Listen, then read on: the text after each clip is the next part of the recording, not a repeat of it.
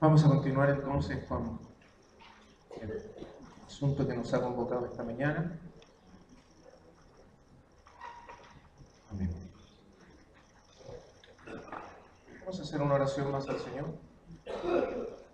Bendito Padre Celestial, una vez más venimos a tu presencia.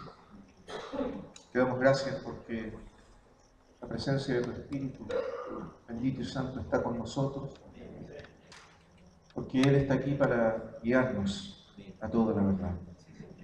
Necesitamos oír tu voz, tu dirección. Necesitamos que tu Espíritu Santo abra los ojos de nuestro entendimiento. Queremos disponernos ante ti, Señor. Gracias por lo que ya hemos oído, lo que se nos ha hablado. Queremos acoger todo el consejo de tu palabra en nuestro corazón, para ser conducidos y guiados en tu voluntad y en tu propósito santo y eterno, en tu Hijo Jesucristo.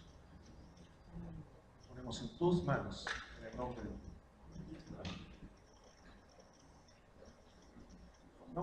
Quiero pedirles que leamos 2 versículos de la Biblia antes de comenzar la exposición. El primero está en Primera de Crónicas,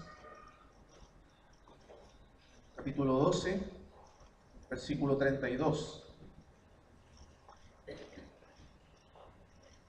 Primera de Crónicas 12, 32.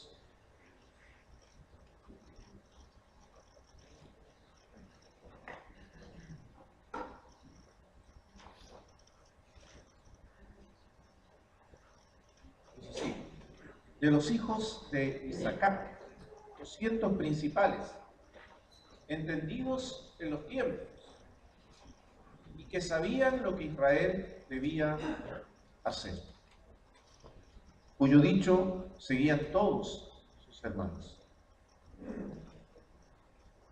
Este versículo o este texto que acabamos de leer está en el contexto en que se describe el ejército de David, el rey David. El ejército que ayudó a David a ganar sus batallas y establecer el reino, su reino.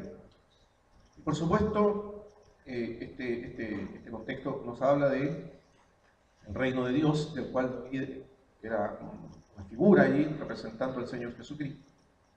Y una parte de ese ejército, se nos dice aquí, tenía esta característica, los hijos de Isacar, de una de las tribus de Israel, y es que ellos eran entendidos en los tiempos.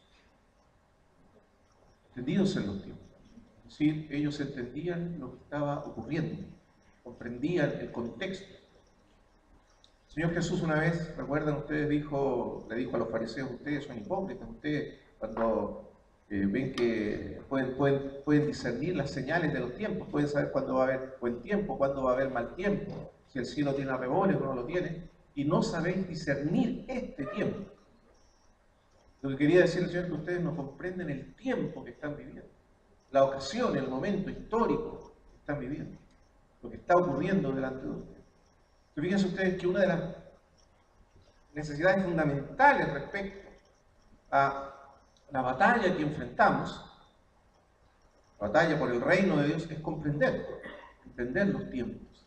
Se nos dice aquí de la tribu de Isacar, y ellos sabían entonces lo que sus hermanos debían hacer.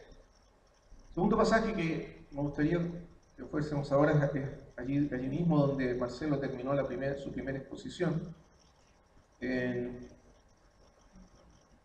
Nehemías, capítulo 4.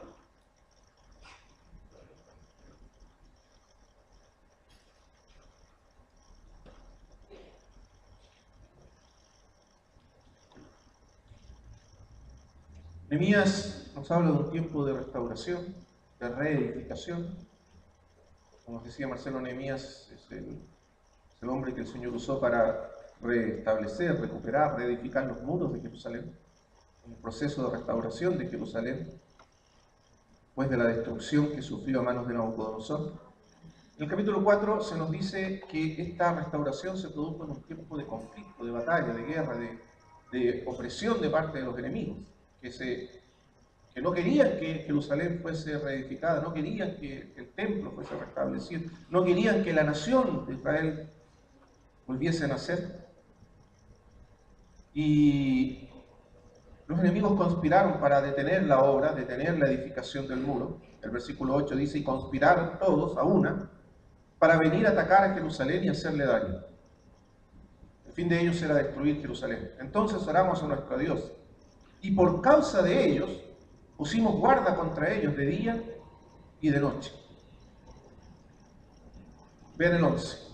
Y nuestros enemigos dijeron, no sepan ni vean, hasta que entremos en medio de ellos y los matemos y hagamos cesar la obra. Fíjense cuál fue la estrategia de los enemigos, o del enemigo. Entrar de manera sutil, sin ser percibidos. Ya cuando fuese demasiado tarde para los israelitas, entonces ellos iban a estar allí y iban a hacer cesar la obra.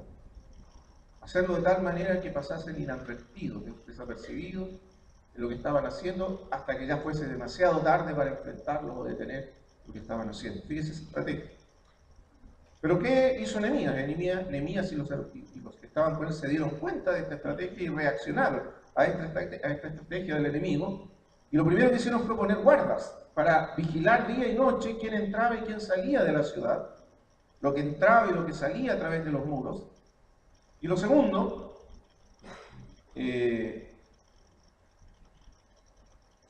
versículo 13, entonces por las partes bajas del lugar, detrás del muro y en los sitios abiertos puse al pueblo por familias.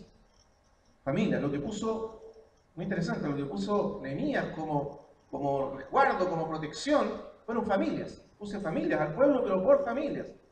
Con sus espadas, con sus lanzas y con sus arcos. Familias armadas, con herramientas, con armas que permitiesen la defensa. No familias así, no, por supuesto, una familia para que sirviese de algo tenía que tener lanzas, espadas y armas de guerra.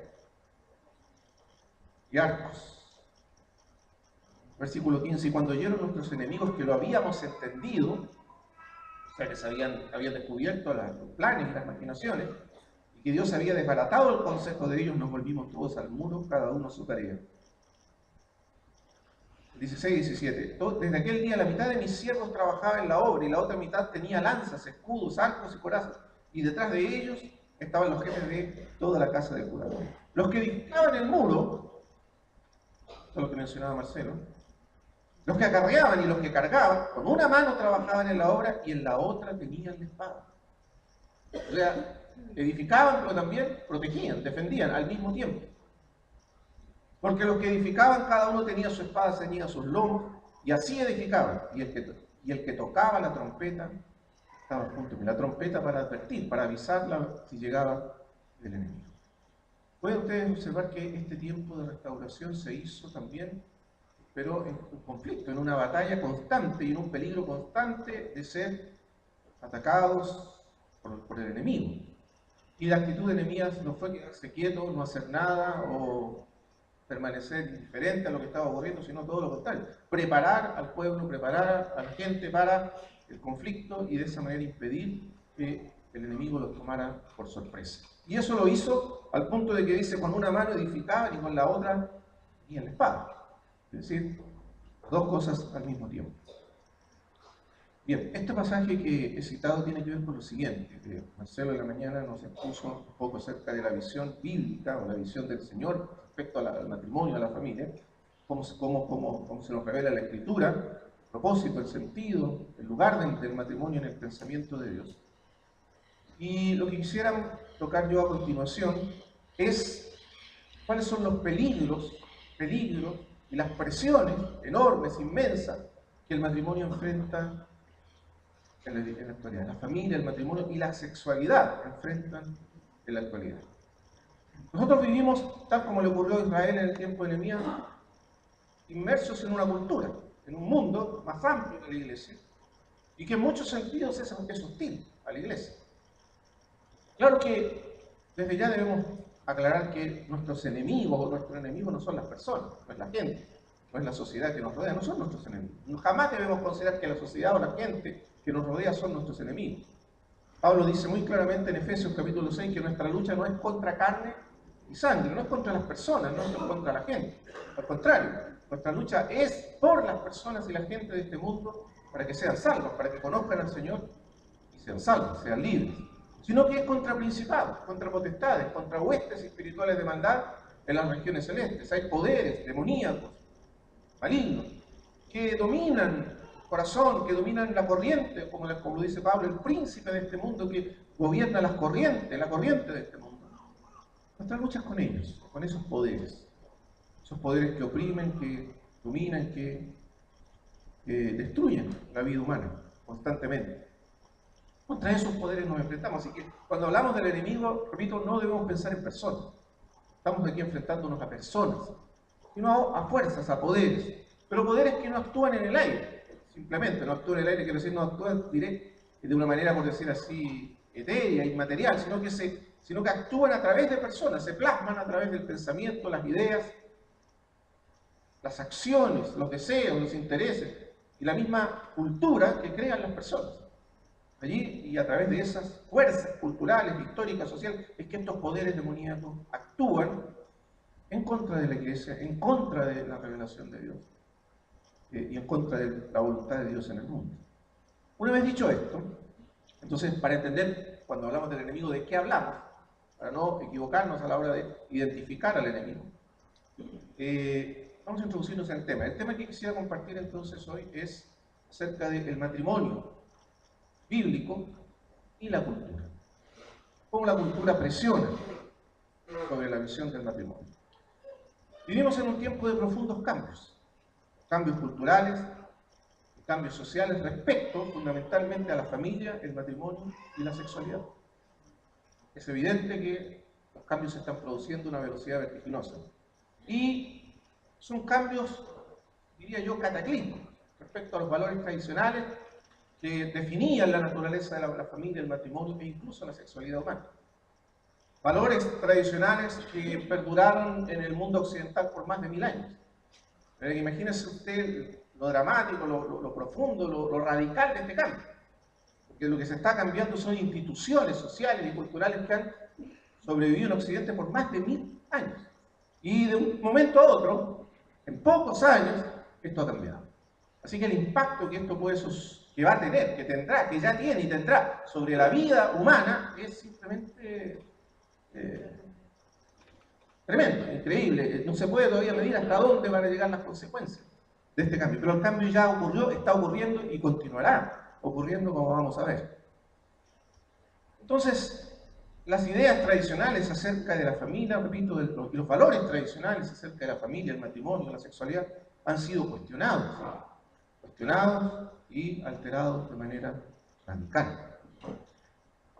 Ahora, lo interesante entender, o lo importante que tenemos que entender aquí, es que este cambio cultural y luego social, de prácticas sociales, no tiene que ver simplemente, no es principalmente un cambio político. La tentación es pensar que el problema es la política, el problema son los políticos, o pensar que hay una especie de conspiración política para producir este cambio. Por supuesto que la política tiene que ver, como en todos los ámbitos de la sociedad humana, tiene que ver la política, pero como vamos a ver ahora, el cambio no es originalmente político. Los políticos, por definición, siempre llegan al final, hacia donde va la ola, hacia donde va la marea. Entonces ellos llegan allí, se montan en la marea y en la ola porque esa es su función, esa es la manera en que ellos trabajan. Si el cambio no se hubiese producido, ellos no se habrían sumado al cambio. Ellos van a ir siempre a entender hacia dónde va la tendencia dominante de una sociedad o una cultura. Pero no son ellos los agentes productores o transformadores de la cultura. No son ellos. Por lo tanto, el problema no es fundamentalmente político y por lo tanto no se puede resolver políticamente. Unos creyentes caen en la tentación de creer que lo que necesitamos es más poder político, más representación política, más influencia política. Pero como usted va a ver ahora, no.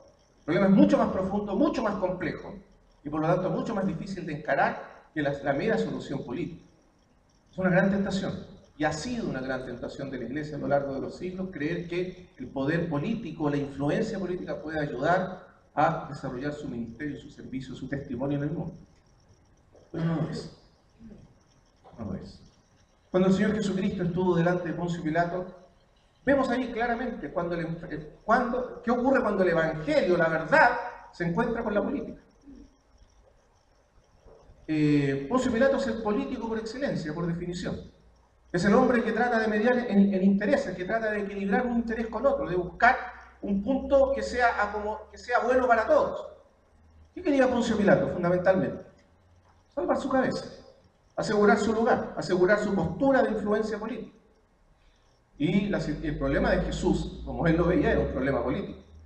Para Pilato el problema de Jesucristo era simplemente un problema político. ¿Qué haré con Jesús, llamado el Cristo? Si le perdono la vida y no hago nada, entonces me voy a echar encima a todos los judíos.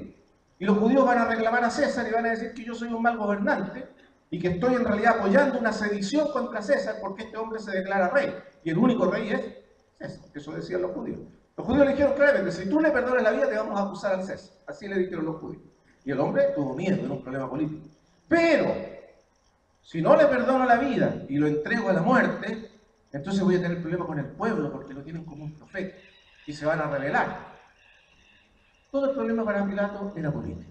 Entonces llamó a Jesús a su presencia y quiso negociar con él políticamente. A ver si encontraban entre los dos una salida. ¿No sabes que yo tengo autoridad para soltarte o para dejarte libre? Eso quiso hacer, politizar a Jesucristo. ¿Y qué dijo el Señor? Se negó a entrar en el juego de la arena y de los intereses políticos. Mi reino no es de este mundo. Él no quiso decir que su reino no tiene nada que ver con este mundo. No quiso decir que su reino no va a impactar profundamente la historia de este mundo. Lo que él quiso decir, mi reino no es de este mundo de acuerdos, transacciones, negociaciones políticas, quién gana más, quién gana menos. No. Yo vine al mundo para dar testimonio de la verdad. Todo aquel que es de la verdad, oye mi voz. Y Jesús se negó. ¿Cuál fue la respuesta de Pilato? ¿Recuerdan la respuesta? La peor de las respuestas, que es la respuesta que la historia le da a Jesús. No es una respuesta típicamente política. ¿Qué es la verdad? Lo más dramático es que Pilato ni siquiera se quedó para esperar la respuesta. Porque la verdad no le interesaba la respuesta. Porque desde el punto de vista político lo que importa no es la verdad, sino la tendencia, la opinión, hacia dónde va la marea. Eso importa. ¿Quién tiene más fuerza? ¿Quién tiene más peso? Eso importa, pero no la verdad. Entonces, hermanos amados, debemos recordar siempre eso. Jesucristo dio testimonio, dice la Escritura, delante de Poncio Pilato. Dio testimonio de la verdad y se negó a transar la verdad o acomodarla políticamente para ganar alguna ventaja a favor del Evangelio o de la verdad. Pilato le estaba ofreciendo a Jesús, negocia conmigo. Yo puedo salvar tu vida. Puedo salvar tu movimiento si tú negocias conmigo, si hacemos unos pequeños ajustes. Puedo librar tu cabeza de la muerte, eso le estaba diciendo. ¿Pero a cambio de qué? ¿A cambio de qué? Y Jesús, el Señor, se negó. Si queremos ser fieles al Señor, ¿qué debemos hacer? Evitar siempre la tentación de la influencia y el poder político. No lo necesitamos. Jesús no lo necesitaba, la iglesia no lo necesita. Así que, repito, el problema que nos enfrenta no es de carácter fundamentalmente político. Al contrario, este cambio cultural radical está alterando las instituciones fundamentales de la sociedad, una de las instituciones fundamentales de la sociedad como es la familia, está redefiniendo la naturaleza de la familia, redefiniendo la naturaleza del matrimonio. Durante los últimos 2000 años o 3000 años de historia, el matrimonio fue definido en todas las culturas y sociedades como la unión de un hombre con una mujer. Sencillo. Esto no es una idea meramente cristiana, no es algo que inventó la iglesia, es algo que hunde sus raíces en la historia de la humanidad. El matrimonio fue concebido como la unión de un hombre y una mujer, por una simple razón, porque solo la unión biológica de un hombre con una mujer puede producir hijos y descendencia. Es simple. Eso ni siquiera había que pensarlo ni cuestionarlo, era un hecho asumido por las culturas antiguas. Pero eso cambió. Hoy día se está pensando en redefinir la naturaleza misma del matrimonio. Usted dirá, y aquí lo importante es que recuerde, lo que estamos meditando sobre estos temas por dos razones. La primera es porque necesitamos cuidarnos de lo que entra a través de los muros, lo que estaba haciendo Nehemías. ¿Qué entra? Porque la cultura presiona sobre la iglesia. Vivimos rodeados de una cultura que nos presiona y que puede infiltrarse sutilmente en nosotros y entre nosotros y transformar incluso nuestras ideas si no somos cuidadosos. Pero lo segundo es porque necesitamos ser fieles testigos de Jesucristo en el mundo. Y para dar testimonio de Cristo en el mundo necesitamos entender qué ocurre en el mundo y cómo responder a las preguntas, a las dudas y a las situaciones que vive el mundo. ¿Amén? Muy bien. Entonces, vamos a hacer un pequeño análisis. Voy a tratar de pedirles que se concentren bien, pero vamos a hacer un pequeño análisis de qué le ha pasado a la familia, qué ha pasado con la familia, con la institución de la familia, el matrimonio y la misma sexualidad humana en los últimos 100 años de historia y cómo eso nos golpea hoy día o cómo llega hasta nosotros hoy día. Repito, este cambio no es meramente ideológico. Algunos hoy día hablan de la ideología de género, que de hecho existe. Pero el cambio o esta transformación violenta, radical, no solo tiene que ver con ideas, tiene que ver con ideas, tiene que ver con ideologías, pero no solamente con ideologías, con ciertas ideas o ideologías, sino que también tiene raíces históricas. ¿Por qué? Porque para que las ideas encuentren terreno fértil en una sociedad, en una cultura, se requieren ciertas condiciones históricas. Las ideas anti-familia, anti-matrimonio son antiguas, no son nuevas. Ya en el siglo XVII, XVIII aparecieron personas cuestionando radicalmente la institución matrimonial, pero esas ideas no encontraron terreno fértil hasta recientemente, hasta tiempos recientes, porque no existían las condiciones históricas que hicieran que esas ideas fuesen plausibles, aceptables por la mayoría de las personas. Pero eso cambió. Hubo cambios radicales, profundos en la historia de Occidente y de la humanidad que hicieron de pronto que estas ideas se volviesen aceptables, creíbles, plausibles, y llegasen a ser asumidas por la mayoría de las personas, o estén siendo asumidas por una mayoría de personas. ¿Cuáles son esos cambios profundos? Vamos a decirlo de esta manera. La familia, el matrimonio y la familia en las sociedades tradicionales, antiguas, tradicionales, era el núcleo fundamental de protección de la vida humana. Voy a tratar de entender esto para que usted vea por qué era tan importante la familia en el tiempo antiguo, en las culturas y en las sociedades antiguas. Era importante porque era efectivamente el núcleo fundamental de protección de la vida humana. La vida humana siempre fue precaria. Nosotros hoy vivimos en un mundo muy distinto, donde hay salud, donde hay tecnología y un sinfín de bienes que nos rodean, de protección a la vida humana. No podemos ni siquiera imaginarnos lo que era la vida en el tiempo antiguo. La precariedad de la vida humana. El famoso poeta puritano John Donne, que era pastor en una iglesia en Londres, escribió un poema famoso, que se lee hasta hoy. Él dijo lo siguiente, dijo: nunca preguntes al final del poema por qué doblan las campanas, porque están doblando por ti. Lo que él quería decir, en el tiempo antiguo, cuando moría una persona, se tocaban las campanas, eso significa doblar las campanas. Cuando doblaban las campanas en la ciudad o en el pueblo, significaba que alguien había muerto. Entonces John Donne dice: nunca preguntes por quién doblan las campanas, porque están doblando por ti. ¿Qué quiere decir eso? Que en cualquier momento la muerte te va a visitar a ti también. La gente no tenía expectativa de vivir ni siquiera hasta el día de mañana. Cada noche las personas se acostaban literalmente pensando que ese iba a ser su último día de vida, que la vida no estaba asegurada. Una peste, una guerra, lo que fuera, los bandidos, la vida era precaria. La vida era difícil y estaba siempre amenazada por fuerzas que eran incontrolables. Un famoso profesor de teología decía en cierta oportunidad a sus alumnos, hablando de Martín Lutero, les decía: para nosotros es imposible entender a Martín Lutero. Ese miedo, ese pavor que sentía Martín Lutero de no estar a cuentas con Dios y de que sus obras nunca iban a satisfacer la ira de Dios y que por lo tanto si moría iba a ir al infierno. ¿Saben por qué dice? Porque Lutero, como cualquier hombre de su tiempo, se dormía cada noche pensando que mañana iba a despertar en el infierno. Porque así era la vida humana de precaria. La expectativa de vida era 85 años. Es decir, que mucha gente moría a los 20, a los 25. Por eso la gente se casaba a los 15, para tener tiempo de criar a lo menos los hijos hasta que la muerte los visitara a los 30 o 35 años. Entonces, era una vida muy distinta. Y la familia era el núcleo principal de protección de la vida humana. Servía para proteger la vida humana.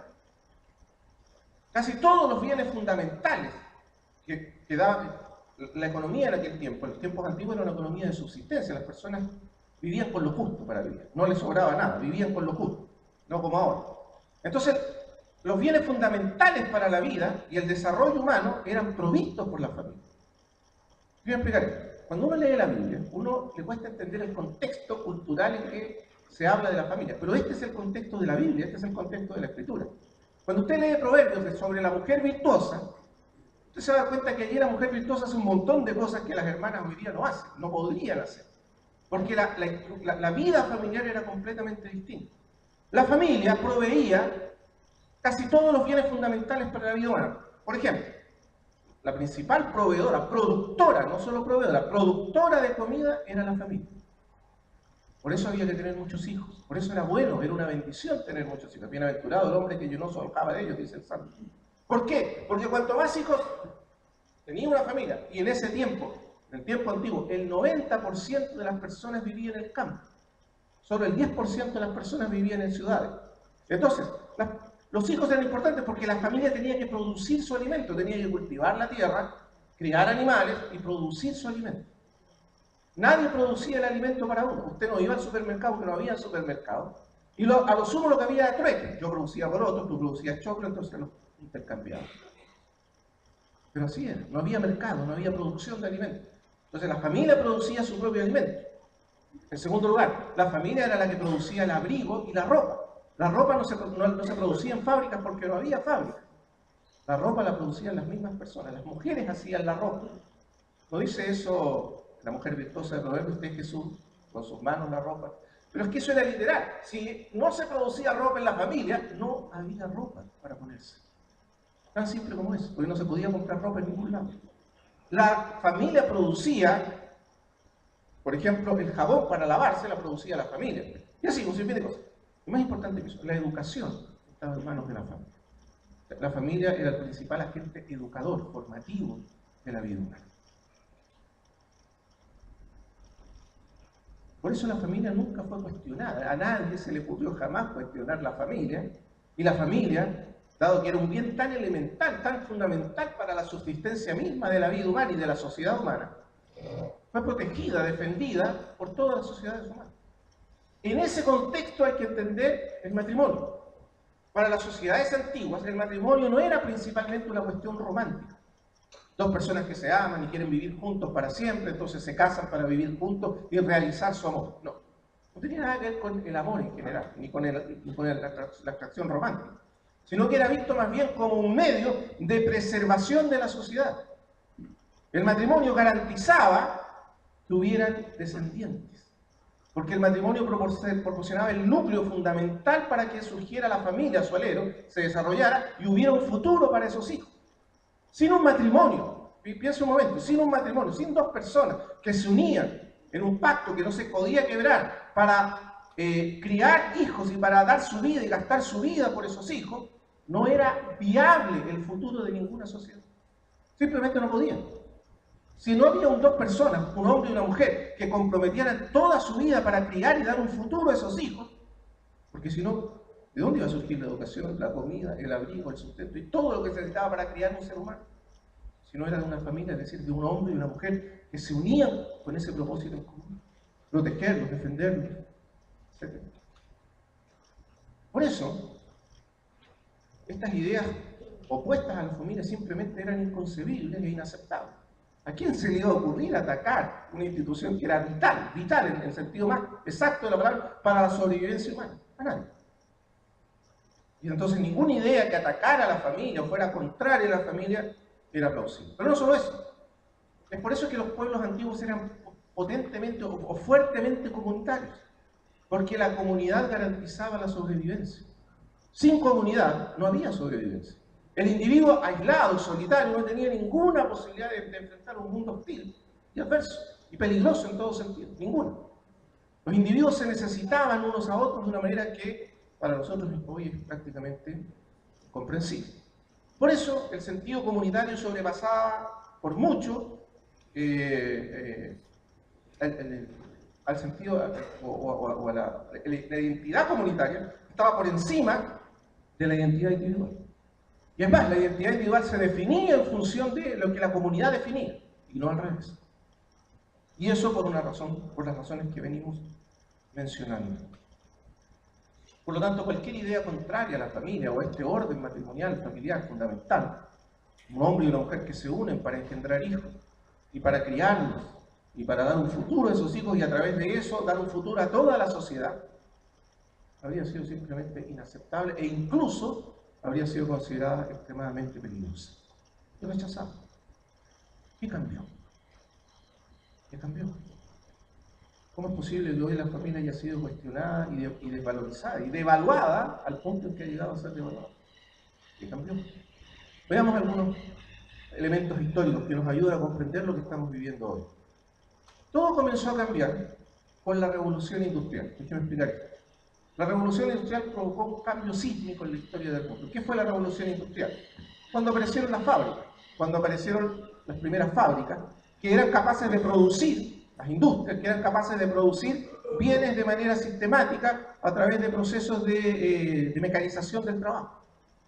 Eso significó, en primer lugar, que el hombre tuvo que salir del seno familiar para ir a trabajar a otro lugar para producir bienes. Ese fue el primer cambio sísmico que afectó a la familia. Porque en la antigüedad, antes de ello, hombre y mujer trabajaban juntos. Todos los trabajos se realizaban en la casa. Tanto hombres como mujeres trabajaban en la casa y producían juntos en la casa. Por ejemplo, si usted era zapatero, o era herrero, o era, no sé, lo que fuera, su trabajo lo hacía en su casa y estaba en su casa. Entonces, la crianza de los hijos, entre otras cosas, se hacía en común. Padre y madre trabajaban juntos para criar a los hijos. Pero la Revolución Industrial sacó a los hombres de la casa y los puso a trabajar en fábricas durante 8, 10, en principio eran mucho más, eran 12, 14 horas o 15 horas. Y entonces la mujer quedó en la casa criando a los hijos y el hombre se fue enviado a una fábrica a trabajar y a producir. Fíjense que eso que hoy nos parece de lo más normal, lo más común, el hombre que trabaja, la mujer se queda en la casa, o era normal o común durante los últimos 80 o 100 años, no es normal, ni nunca fue normal en la historia de la humanidad, simplemente es un efecto de un cambio profundo. Claro que eso afectó a la familia, por supuesto que afectó a la familia. La ausencia del padre, el padre que ya no se involucra más en la crianza de los hijos como lo hacía antes, porque no está presente, el padre ausente, el padre que se convierte en proveedor, la desvalorización de la función, de la labor de la mujer en la familia. Porque antiguamente hombre y mujer trabajaban juntos para producir los bienes que sostenían a la familia. Las mujeres producían la ropa, producían el alimento que hacían viable la existencia de la vida humana. Pero ahora las fábricas reemplazaron a las mujeres. Ahora la ropa, la comida se producía de manera industrial, entonces la mujer perdió su lugar, su valor como fuerza productiva, sustentadora de la vida humana, fue desvalorizada, y el hombre se convirtió en un proveedor de dinero, de recursos para sostener a la familia. Eso es un fenómeno nuevo en la historia del mundo. Cuando la Biblia nos habla de la familia, esto no existía. En la visión bíblica de la familia, esta manera, esta institución social, el hombre trabajando fuera, la mujer en la casa, no existía. Entonces, obviamente eso produjo una enorme desigualdad entre los dos sexos.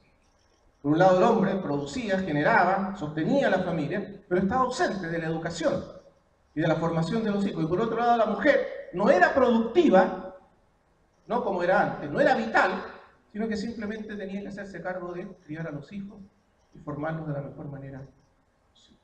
Primer gran ataque contra la familia. Obviamente la familia sintió el golpe. Pero todavía continuó siendo fundamental, importante para la vida humana. Sin embargo, otro cambio de proporciones cataclísmicas estaba por venir, y es el surgimiento, y esto sí que lo conocemos bien porque existe hasta hoy, es el surgimiento de la sociedad de consumo. Quiero explicar esto. En el tiempo antiguo no existían sociedades de consumo porque simplemente no se producía, las familias producían lo necesario para subsistir y nada más. No había lujos. Los lujos solo lo tenían los reyes y los nobles y las personas muy ricas. Pero la mayoría de las personas simplemente producían lo necesario para vivir. Y lo producían ellos mismos. Había la autoproducción. Pero cuando surge la sociedad de consumo con fuerza, significa que un flujo enorme de bienes para la vida humana aparecen de pronto y se hacen disponibles para la vida humana. Obviamente eso minimiza aún más el rol de la familia. ¿Por qué? Porque ahora ya no se necesita la familia para producir los bienes fundamentales. Los bienes los producen otros. Otros están produciendo los bienes. Si necesito ropa, la puedo comprar. Si necesito comida, la puedo comprar. Sea lo que necesite la sociedad de consumo, me provee. Y por lo tanto, la familia baja un escalón más en cuanto a su importancia para la vida humana. Eso hace surgir, eso es uno de los grandes elementos, lo vamos a ver a continuación, para el surgimiento, lo que hace factible históricamente el surgimiento del extremo individualismo moderno. El individualismo dice que el individuo es suficiente, autónomo, se basta a sí mismo. Pero un individuo, para ser realmente autónomo y suficiente, tiene que ser capaz de gestionar su vida autónomamente, ¿verdad? Autónomamente significa sin compromisos o vínculos relacionales, sociales con otros. Y eso sería imposible en una sociedad como la sociedad antigua, donde la familia era la que proveía los recursos del individuo, para la vida del individuo. Pero en las sociedades de consumo, el individuo anónimamente puede vivir con absoluta independencia de cualquier vínculo, trabajando y comprando los bienes que necesita para su vida. ¿No es así? Por lo tanto, la familia ya no es necesaria en ese sentido. Entonces, sociedad de consumo. Cuarto elemento, que se suma a todos estos, es el surgimiento del llamado estado de bienestar. El estado de bienestar significa que el Estado comienza a desarrollar roles que tradicionalmente y funciones que tradicionalmente desarrollaba la familia. El Estado comienza a proveer, por ejemplo, que es lo que la mayoría de los Estados modernos quieren, una base que dé viabilidad y que asegure y proteja la vida humana desde el nacimiento. ¿Ustedes han escuchado eso, no? En todos los programas políticos. Nosotros nos proponemos como Estado proporcionar, ¿no es cierto?, las condiciones necesarias para proteger la vida humana y desarrollar la vida humana desde el nacimiento, lo cual no es nada de malo. Pero ¿cuál es el efecto sobre la familia de eso? Que la familia se hace todavía menos importante. Porque lo que antes la familia era vital para hacer, hoy día ya no. No se necesita. Tenemos al Estado que puede sustituir la familia. Pero no solo eso, sino que el Estado comienza a sustituir una de las funciones fundamentales de la familia, que es la educación de los hijos.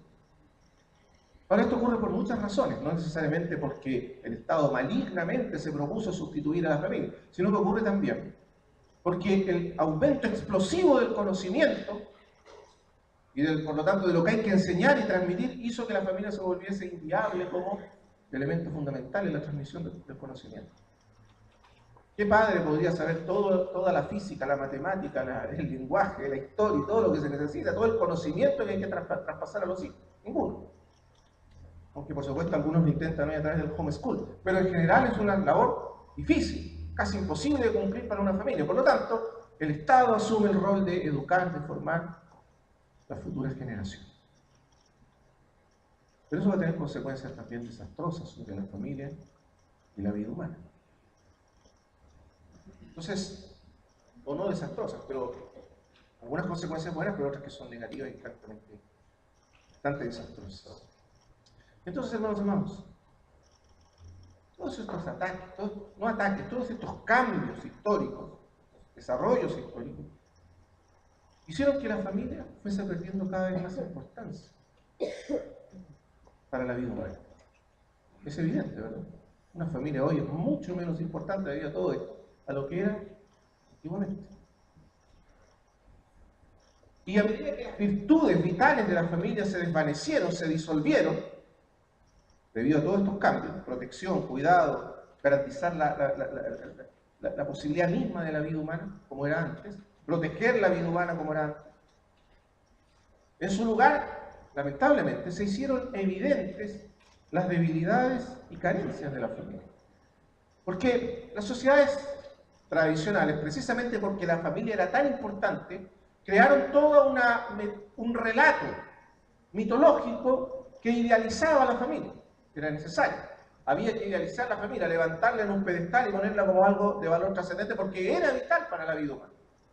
Pero la familia está lejos de ser una institución ideal. Nosotros somos seres humanos caídos, pecadores. La raza humana entera ha caído, ha pecado. Y el poder del pecado, la fuerza del pecado, la fuerza desintegradora del pecado, actúa también en la familia humana, desde siempre. No desde ahora, sino desde siempre. El pecado, hermanos amados, en la Escritura es visto como una fuerza desintegradora de la vida humana. Disolvente, desintegradora de la vida humana. Destructiva, por lo mismo. Lo primero que hace el pecado es que desintegra nuestra relación con Dios. Nos separa de Dios. Pero como efecto de esa separación esencial, fundamental, que es la separación del hombre de Dios, en que el pecado actúa con un poder desintegrador, el pecado inmediatamente actúa para desintegrar las relaciones humanas. Tiende a desintegrar o corromper toda relación humana. Nuestras relaciones con nuestros padres, nuestra relación con nuestros hijos, la relación de los esposos, la relación con los demás. El pecado atenta, destruye toda forma de relación. Es desintegrador en sus efectos. El pecado actúa también en relación a nosotros mismos. La relación que tenemos con nosotros mismos también desintegra nuestra relación con nosotros mismos. Desintegra el alma humana. Divide, fractura el alma humana, la vida humana, internamente. Y a la vez desintegra nuestra relación con la naturaleza. Y hoy día vemos los efectos del pecado. Todo. Esa fuerza desintegradora, destructiva del pecado siempre existía. No es que dejó de existir, no es que no existía antes, cuando la familia era valorizada en el grado en que era valorizada. Pero, dada los inmensos beneficios vitales que la familia tenía para la vida humana, por supuesto, esos beneficios minimizaban la acción del pecado en la familia. Pero una vez que estos valores, que el valor de la familia, las virtudes se desvanecieron, entonces las personas empezaron a ser cada vez más conscientes, la sociedad, los seres humanos, comenzaron a hacerse cada vez más conscientes de las debilidades de la familia, empezaron a ser más notorias. No es que antes no estaban, solo que ahora aparecieron en el centro de todo el problema. Entonces la familia fue empezada a ver como una especie de bastión de la opresión, del tradicionalismo, de las ideas tradicionales. Hace un poco de tiempo me di el trabajo de revisar algunas de las principales canciones que se cantaban en la década de los años 60, principios de los 70. Los más viejos se van a acordar. Los más nuevos decir de qué está hablando. Pero esas canciones afectaron generaciones enteras. Hay dos canciones que particularmente son súper interesantes porque reflejan este cambio, esta manera diferente de ver la familia. La familia fue vista como una especie de institución opresora, disfuncional, que antes de proveer de proveer o de producir o proporcionar los elementos para que la vida humana florezca y se desarrolle, actuaba como un agente opresor, destructivo para la vida humana, que coartaba la libertad y el desarrollo de la vida individual.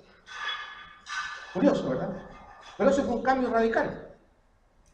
O sea, hay dos canciones. Hay una canción de los Beatles que habla justamente de eso, una niña que deja a su familia y se va un día, cierra la puerta, baja de noche las escaleras, dice la canción, muy poéticamente, y cierra la puerta y se va. Y deja su hogar para no volver nunca más.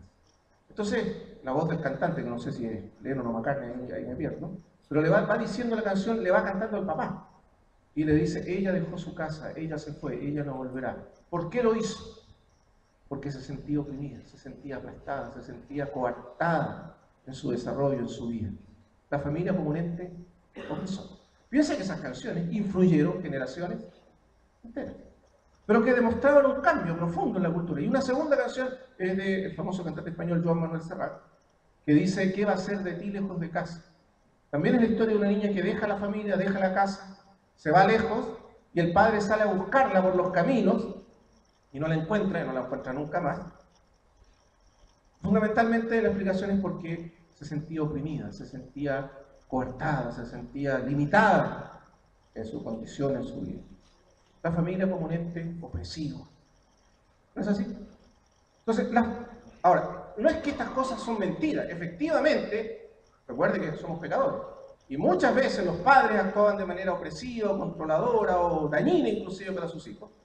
Pero ahora todo esto empezó a aparecer como el elemento distintivo de la familia.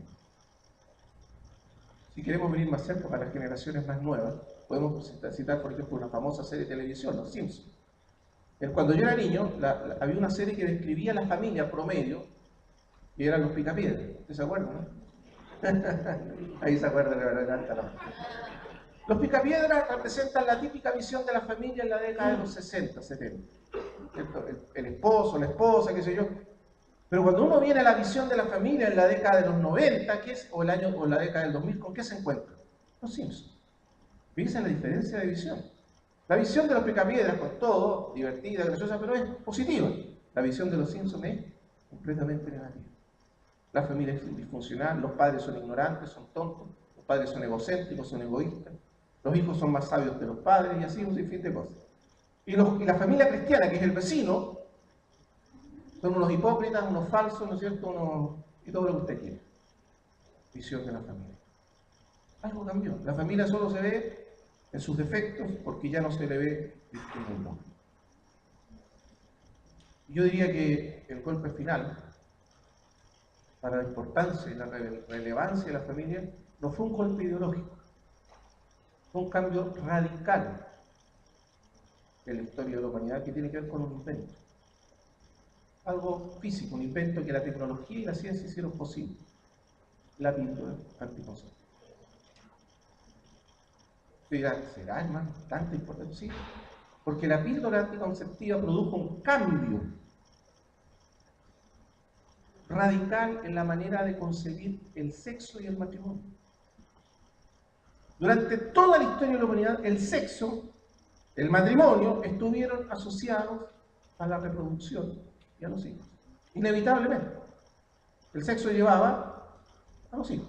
No había otra manera, no había manera de evitarlo. Y eso significaba que sexualidad, matrimonio, hijos estaban unidos. Pero cuando surge la píldora anticonceptiva, por primera vez estas dos cosas se separan.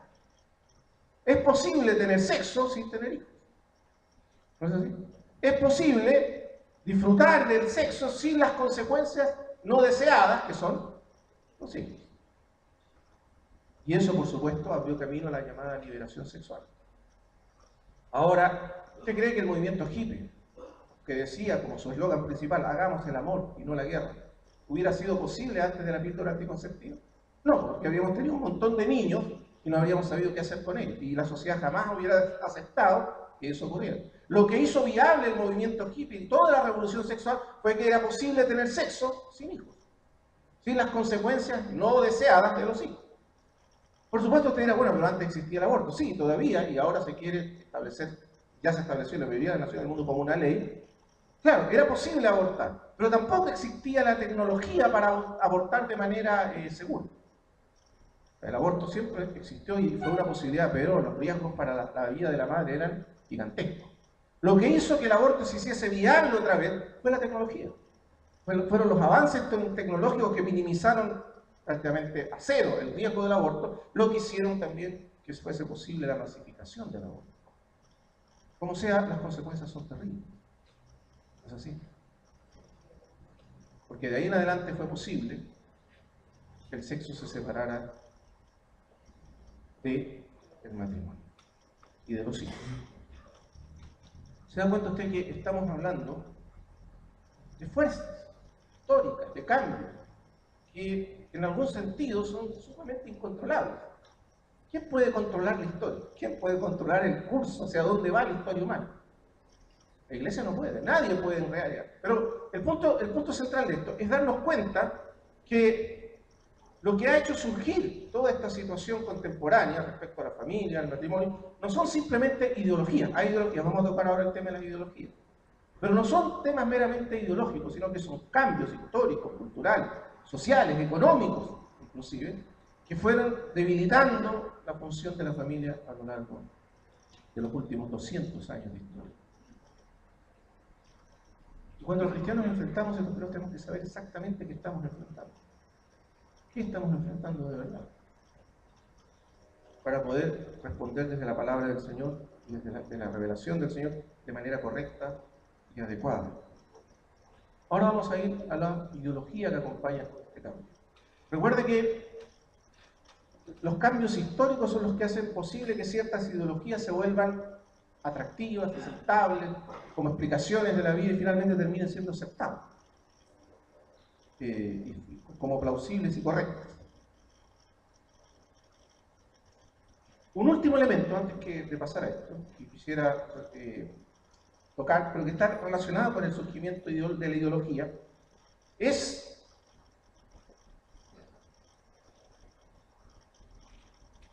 la exaltación, voy a decirlo así en estas palabras, que atenta contra el matrimonio y la familia, la exaltación del amor romántico como uno de los valores supremos de la cultura.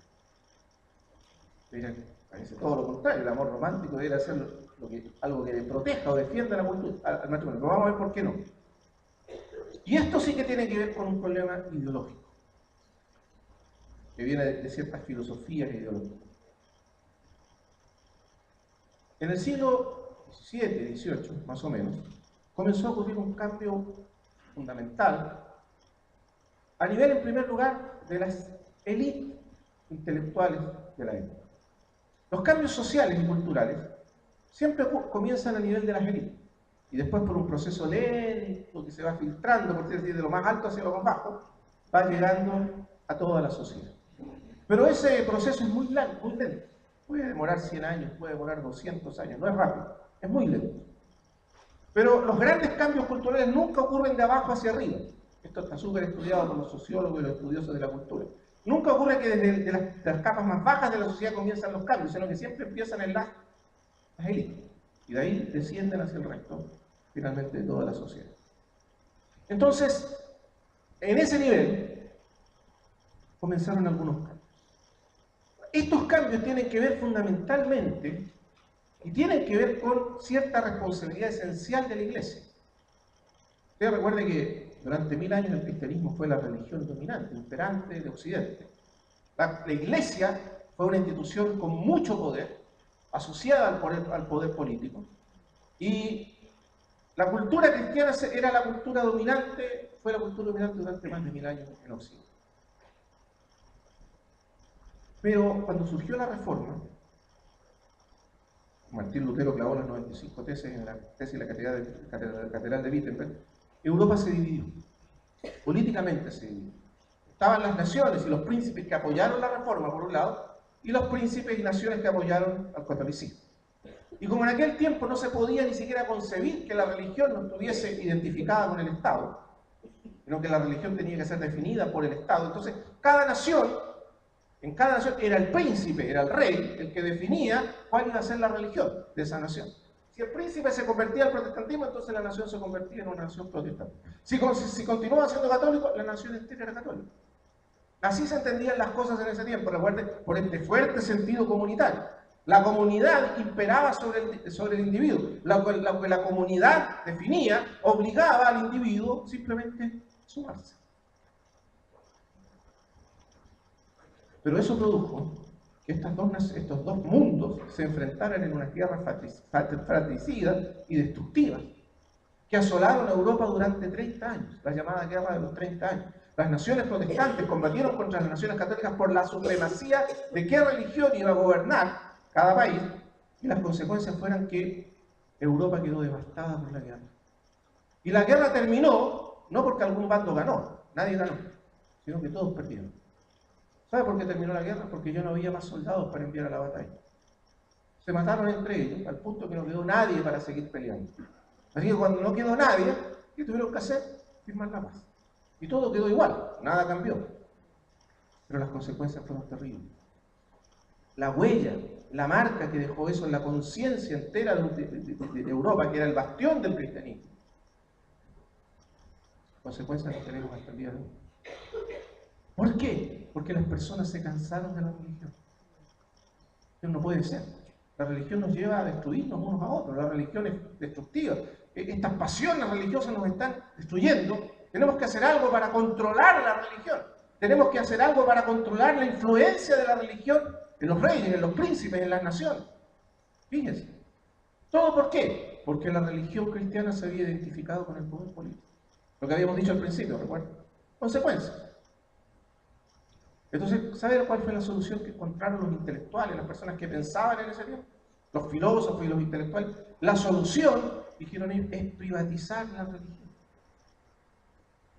La solución es decir que la religión, cualquiera que sea, pero en este caso era una sola religión, el cristianismo, no había dos religiones. Había una versión protestante y una católica, pero era religión cristiana. Es que las personas tienen derecho a vivir su religión, pero de manera privada, no pública. Porque si lo hacen público van a producir conflictos, hay que privatizar. Cada persona en su propia conciencia tiene que mantener su religión. Pero en público, no. En público tenemos que ser civilizados y hablar un lenguaje no religioso. Eso se empezó a proponer en ese tiempo. Pero en segundo lugar, para enfrentar este poder de la religión y del Estado unidos, se exaltó al individuo. El individuo tiene que ser la respuesta. Cada persona en su propia conciencia es libre y no puede ser coercionada por nadie desde afuera, por ninguna autoridad exterior a creer o hacer nada.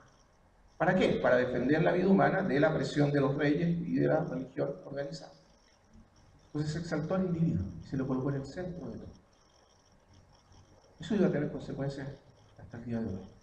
Pero lo más importante, lo que se hizo fue decir que el individuo era el valor supremo que debía ser defendido a toda costa. Y el propósito del Estado era proteger al individuo, defender al individuo. Y el individuo era, en su conciencia, el tribunal supremo, la autoridad final para todos los asuntos de su vida. No podía haber ninguna autoridad externa, sea el Estado, sea la Iglesia, sea la religión, sea Dios, sea la Escritura, lo que sea, que pudiese imponerse por encima de la autonomía de cada individuo. Pero esas ideas no hubieran sido plausibles si la religión no hubiese llegado a ser todo lo opresiva que llegó a ser y destructiva que llegó a ser. La gente quería sacarse la religión de encima y entonces decían, la única manera es que el individuo sea la autoridad suprema y final. Y particularmente un aspecto, la razón. La razón individual está por encima de la Escritura, está por encima de los reyes, está por encima de la familia, está por encima de todo. El tribunal final es la razón. Y el individuo. Pero eso significó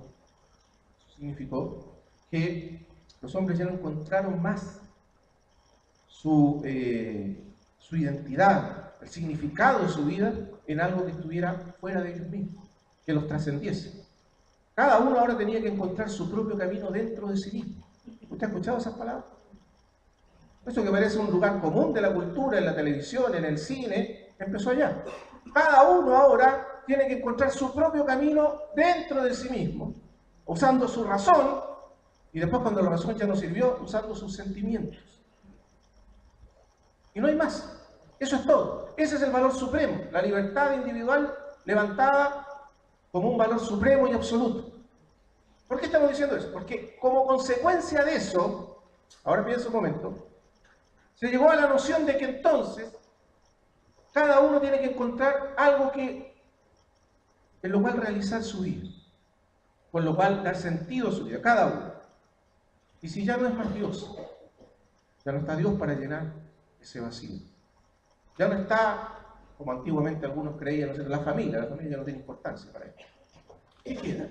Y entonces surgió en Occidente, curiosamente, un sustituto del amor de Dios. ¿Sabe cuál fue? El amor romántico. En la historia de la humanidad, el amor romántico surgió como un sustituto para llenar el vacío de Dios del corazón de la humanidad. Ustedes dirán, ¿cómo así? Sí, así fue. Fueron estos mismos pensadores, estos mismos escritores, que cuando se dieron cuenta que ya que Dios no era el fin de la vida humana, y el amor de Dios ya no existía para satisfacer la vida humana, había que encontrar un sustituto. Y ese sustituto se encontró en el amor romántico. O sea que lo que realiza, lo que da sentido al final a la vida humana es encontrar a otro que lo ame, que le dé valor a su vida.